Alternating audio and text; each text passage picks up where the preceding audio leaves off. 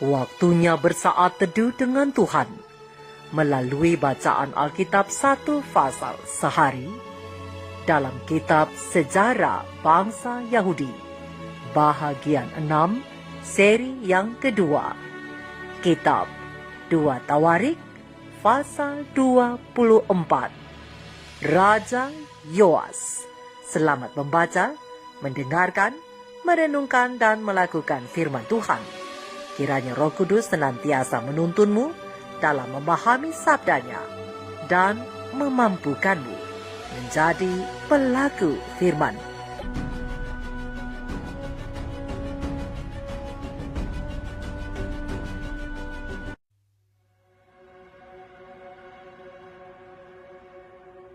Yoas berumur 7 tahun pada waktu ia menjadi raja, dan 40 tahun lamanya ia memerintah di Yerusalem. Nama ibunya ialah Zipia dari Bersyeba. Yoas melakukan apa yang benar di mata Tuhan selama hidup Imam Yoyada. Yoyada mengambil 2 orang istri bagi dia. Dari mereka ia mendapat anak laki-laki dan anak perempuan. Kemudian Yoas bermaksud untuk membaharui rumah Tuhan. Ia mengumpulkan para imam dan orang Lewi dan berkata kepada mereka, "Pergilah kamu ke kota-kota Yehuda dan kumpulkanlah uang dari seluruh orang Israel untuk memperbaiki rumah Allahmu setiap tahun. Lakukanlah hal itu dengan segera." Tetapi orang Lewi itu tidak melakukannya dengan segera. Lalu raja memanggil imam kepala Yoyada dan bertanya kepadanya, "Mengapa engkau tidak menuntut kepada orang-orang Lewi untuk membawa dari Yehuda dan dari Yerusalem pajak yang dikenakan Musa, hamba Allah itu, kepada jemaah Israel untuk kemah tempat hukum Allah? Sebab anak-anak Atalia, perempuan fasik itu, telah membongkar rumah Allah, bahkan memakai barang-barang kudus rumah Tuhan untuk para Baal."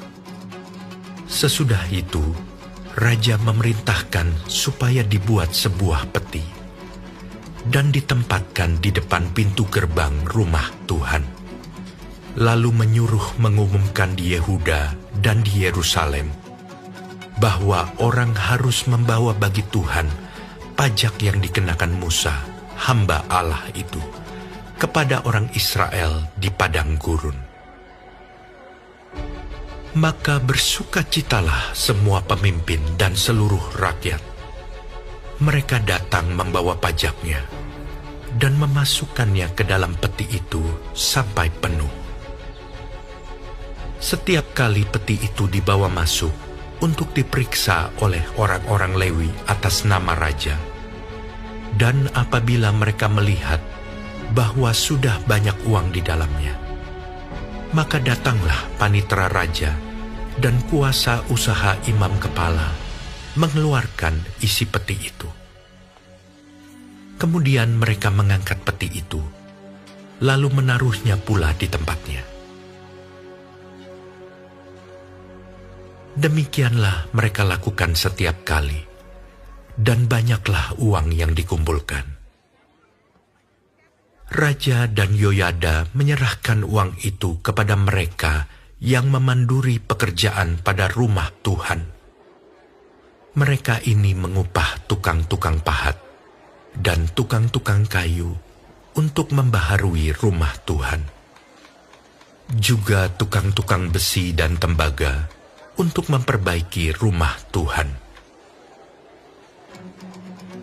Setelah itu, mulailah tukang-tukang itu bekerja. Pekerjaan perbaikan maju di bawah tangan mereka. Mereka membangun kembali rumah Allah menurut keadaannya semula dan mengokohkannya. Setelah mereka selesai, mereka membawa uang yang kelebihan kepada raja dan Yoyada. Uang itu dipakai untuk membuat perkakas-perkakas rumah Tuhan. yakni perkakas-perkakas untuk penyelenggaraan kebaktian, perkakas-perkakas untuk korban bakaran, juga cawan-cawan, dan perkakas-perkakas emas dan perak. Sepanjang umur Yoyada, korban bakaran tetap dipersembahkan dalam rumah Tuhan. Yoyada menjadi tua dan lanjut umur, lalu matilah ia. 130 tahun umurnya ketika ia mati. Ia dikuburkan di kota Daud di samping raja-raja karena perbuatan-perbuatannya yang baik di Israel terhadap Allah dan rumahnya. Sesudah Yoyada mati, pemimpin-pemimpin Yehuda datang menyembah kepada raja. Sejak itu, raja mendengarkan mereka. Mereka meninggalkan rumah Tuhan, Allah nenek moyang mereka, lalu beribadah kepada tiang-tiang berhala dan patung-patung berhala. Oleh karena kesalahan itu, Yehuda dan Yerusalem tertimpa murka. Namun Tuhan mengutus nabi-nabi kepada mereka, supaya mereka berbalik kepadanya. Nabi-nabi itu sungguh-sungguh memperingatkan mereka, tetapi mereka tidak mau mendengarkannya. Lalu roh Allah menguasai Zakaria, anak Imam Yoyada. Ia tampil di depan rakyat dan berkata kepada mereka, "Beginilah firman Allah. Mengapa kamu melanggar perintah-perintah Tuhan, sehingga kamu tidak beruntung? Oleh karena kamu meninggalkan Tuhan, Ia pun meninggalkan kamu." Tetapi mereka mengadakan persepakatan terhadap dia, dan atas perintah raja, mereka melontari dia dengan batu di pelataran rumah Tuhan. Raja Yoas tidak mengingat kesetiaan yang ditunjukkan Yoyada, ayah Zakaria itu, terhadap dirinya. Ia membunuh anak Yoyada itu, yang pada saat kematiannya berseru, Semoga Tuhan melihatnya dan menuntut balas. Pada pergantian tahun, tentara Aram maju menyerang Yoas dan masuk ke Yehuda dan Yerusalem. Dari bangsa itu, semua pemimpin habis dibunuh mereka, dan segala jarahan dikirim mereka kepada raja negeri Damsyik. Walaupun tentara Aram itu datang dengan sedikit orang, namun Tuhan menyerahkan tentara yang sangat besar kepada mereka, karena orang Yehuda telah meninggalkan Tuhan, Allah nenek moyang mereka. Demikianlah orang Aram melakukan penghukuman kepada Yoas. Ketika mereka pergi daripadanya, mereka meninggalkannya dengan luka-luka berat. Pegawai-pegawainya mengadakan persepakatan terhadap dia karena darah anak Imam Yoyada itu, lalu membunuhnya di atas tempat tidurnya. Ia mati dan dikuburkan di kota Daud, tetapi tidak di pekuburan raja-raja. Mereka yang mengadakan persepakatan terhadap dia ialah Zabat, anak Simeat perempuan Amon, dan Yozabat, anak Simrit perempuan Moab. Tentang anak-anaknya dan ucapan-ucapan ilahi yang banyak terhadap dia, serta tentang perbaikan rumah Allah, semua itu tertulis dalam tafsiran kitab Raja-Raja. Maka Amazia anaknya menjadi raja menggantikan dia.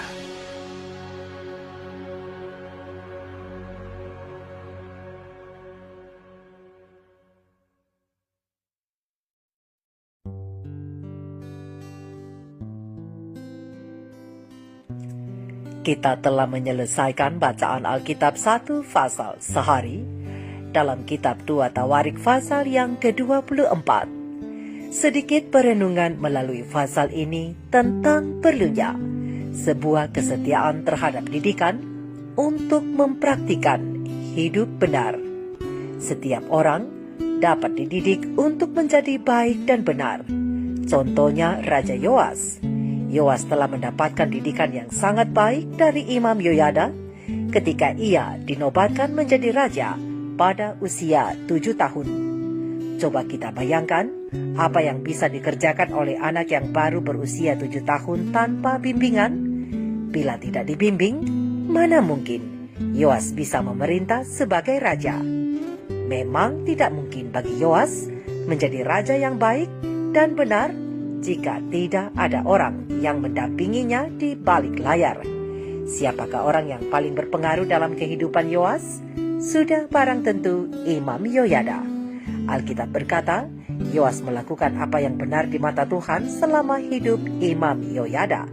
Terang besar Alkitab 2 Tawarik 24 ayat 2. Namun sayang, 1000 kali sayang, begitu Imam Yoyada wafat, Raja Yoas melupakan semua didikan yang baik dan benar itu, dan ia memilih mendengarkan pemimpin-pemimpin Yehuda yang pada akhirnya menggiring Raja Yoas kepada kesesatan. Ia membiarkan para pemimpin Yehuda dan orang banyak itu untuk beribadah kepada tiang-tiang berhala dan patung-patung berhala. Dan begitu amaran Allah datang kepada Raja Yoas, gantinya mendengarkan suara Tuhan supaya ia menyadari dan berbalik dari dosanya, Yoas malah memerintahkan membunuh anak Imam Yoyada itu, yakni Zakaria, pada saat Nabi itu sedang memperingatkan raja dan orang banyak. Pena Ilham Ilahi Roh Nubuat Kerinduan Segala Zaman, Jilid 2 halaman 249 alinea ketiga, mengatakan bahwa Nabi Zakaria telah dibunuh. Sementara perkataan amaran dari Allah masih di bibirnya, suatu kemarahan setan menguasai Raja Yoas yang murtad itu, dan atas perintahnya, Nabi itu telah dibunuh. Terang besar Alkitab 2 Tawarik 24 ayat 21. Darah Nabi itu menempel pada batu-batu halaman bait suci dan tidak dapat dihapuskan. Darah itu tetap menyaksikan tentang Israel yang murtad. Dan selama bait suci itu berdiri, akan terdapatlah noda dari darah orang yang benar itu yang berseru kepada Allah untuk dibalas. Saudara dan saudariku, kita semua telah membaca dan mendengarkan firman Tuhan bahwa semua perbuatan jahat akhirnya menerima upahnya. Tuhan membalas kematian Nabi Zakaria melalui penyerbuan tentara Aram yang jumlahnya sedikit terhadap Yehuda.